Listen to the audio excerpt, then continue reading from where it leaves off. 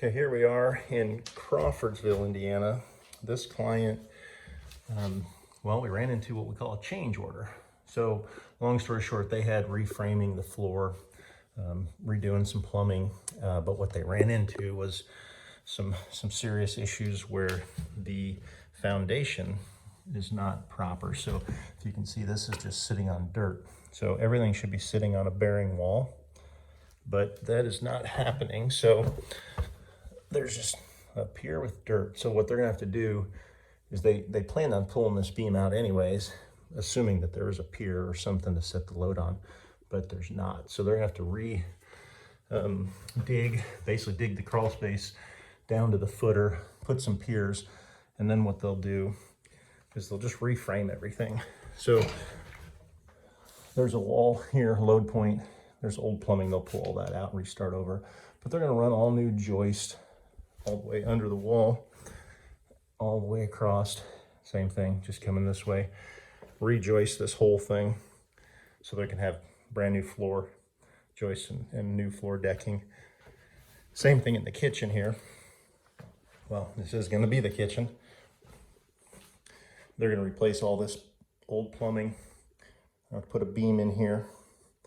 I have to build a pier and a footer. Same thing here, some footers, and they'll probably put a support beam right here, and they'll run all their joists this way, okay?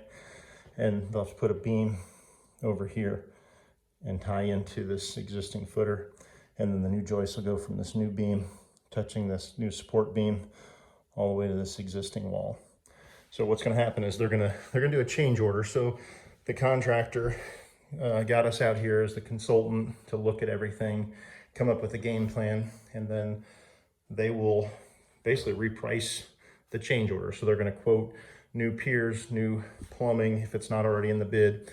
They're going to put a number to it price-wise, have the client sign it, and then what we'll do is we'll send it to the lender and we'll say it should be approved because this is a structural issue and it just needs to get done in order to finish this project. So unfortunately, in the renovation world, when you start doing demo, you do run into things like this, and this is kind of the stuff that they show you on HGTV where people freak out and cry and get upset because it's pretty expensive to fix this kind of stuff. So the bank makes you borrow about 10 to 20% more than your bid, just in case, because they know you're going to run into things like this. So with the Makeover Mortgage Process, the client's got an additional 10% to work with here. So it's not going to be that bad, but it's still money, but it's at least some of it's sitting there ready for the contractor to do change orders anytime they run into stuff that's unforeseen. So that's how we handle changes and surprises during the renovation project.